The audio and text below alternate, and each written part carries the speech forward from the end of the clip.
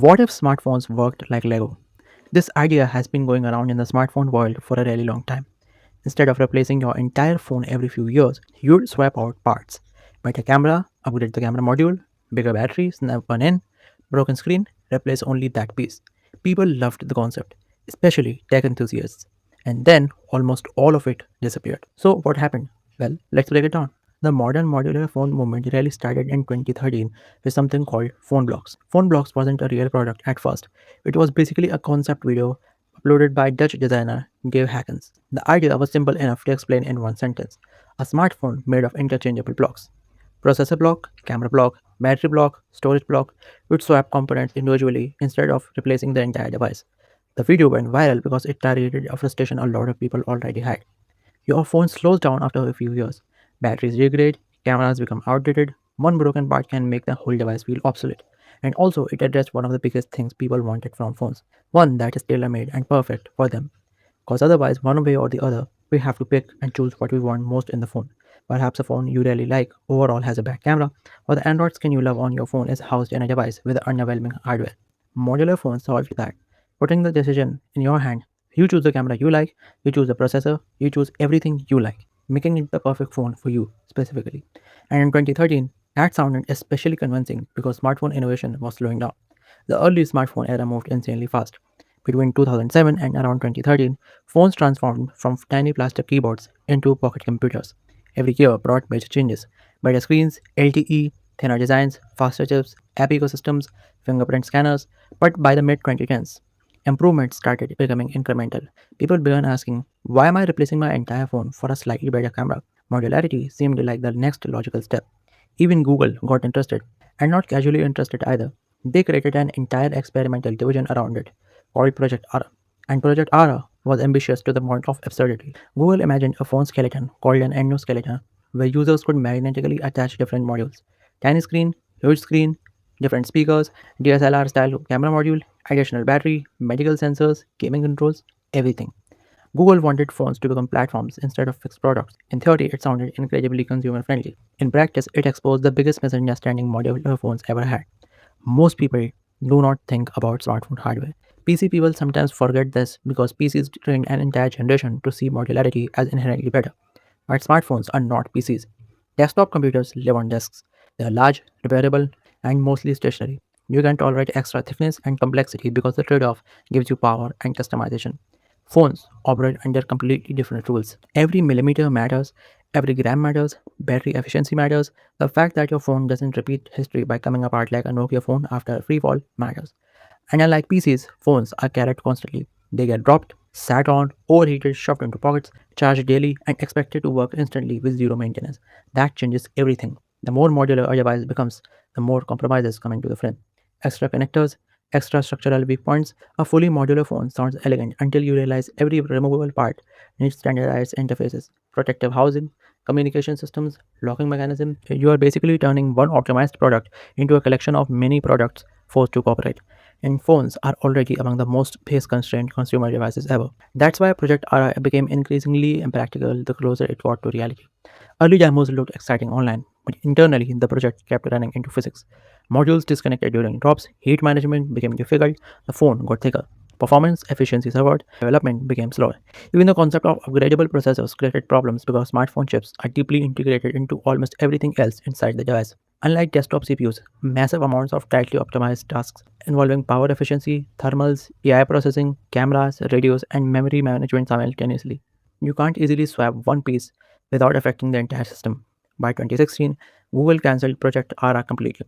But while Google was experimenting with futuristic modularity, actual phone manufacturers tried something more realistic. Well, sort of. LG released the LG G5 in 2016. This was probably the closest modular phones ever got to mainstream retail shelves. The bottom portion of the phone detached physically, allowing users to swap accessories called friends. You could attach a camera clip module with physical controls and extra battery capacity, or an audio module for improved sound. The problem was, it felt awkward. You had to partially disassemble the phone just to attach the modules. The system didn't feel seamless. The modules were expensive, the ecosystem stayed tiny, and most buyers looked at the accessories once and never touched them again.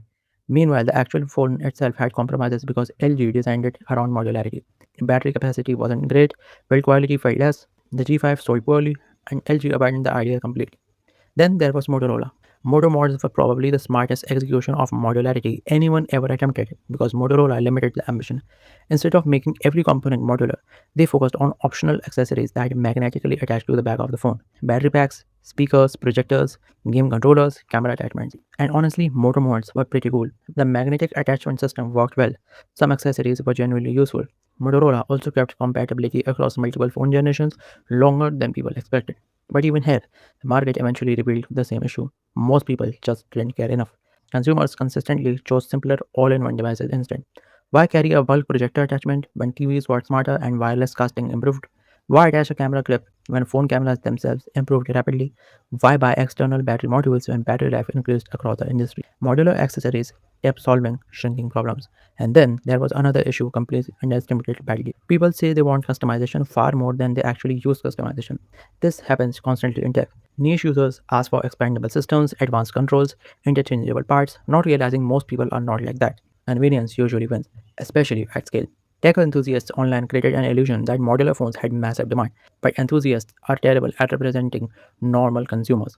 Most people don't want to research compatible camera modules before upgrading their phone. They want the new phone to already have a good camera. And this leads to the biggest fatal flaw modular phones never solved. A modular ecosystem only works if millions of people commit to the same platform for years. Otherwise, accessory makers lose interest, developers lose interest, consumers stop trusting the ecosystem. Smartphones move too quickly for long-term modular compatibility. And in fact, nowadays, the level that smartphones have reached, there is no true demand for modularity. And in spite of all that, even if you still want accessories or attachments on your phone, they are readily available in the market without breaking the whole phone apart like Legos. Phones like the CMF Phone 2 Pro, Xiaomi 17 Ultra, and Vivo X300 Pro have a variety of attachments like lanyards, camera lens attachments, and others. Even iPhones have lanyard back covers and things like MagSafe, let alone third-party attachments. And of course, we have to address the elephant in the room. Traditional smartphones are extremely profitable because consumers replace entire devices every few years. A successful modular ecosystem could render many next generations of phones useless. That sounds consumer friendly, but it weakens the business model most companies depend upon because, well, capitalism. But there's a reason modularity gained the most support during periods when smartphone innovation slowed down. Consumers were questioning upgrade cycles. Manufacturers were not eager to encourage people to buy less hardware. Even repairability became tangled up in this conversation. People often confuse modularity with repairability, but they are not the same thing at all. A phone can be repairable without becoming modular. Look at the Fairphones. These devices are intentionally easier to repair. Batteries, cameras, screens, and ports can be replaced with basic tools. But the phone itself still behaves like a normal smartphone with Android on it. You're repairing components, not constantly customizing the device. You can design a mostly sealed, optimized phone while still allowing parts to be replaced when necessary. Governments and regulators are increasingly pushing companies towards this approach. And honestly, that's probably where the industry is heading instead of true modularity. People want phones that feel seamless. The ideal smartphone experience is almost invisible, simple, durable, reliable. Modularity tends to move in the opposite direction.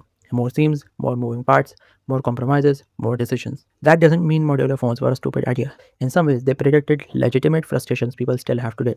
Modular phones identified real problems. They just offered a solution most consumers weren't willing to live with daily. And maybe that's the weird part of the whole story. If you liked this video, you would probably love this one about why Apple discontinued the iPhone mini. And also, please consider subscribing. Also like, share, and comment your thoughts. See you in the next one.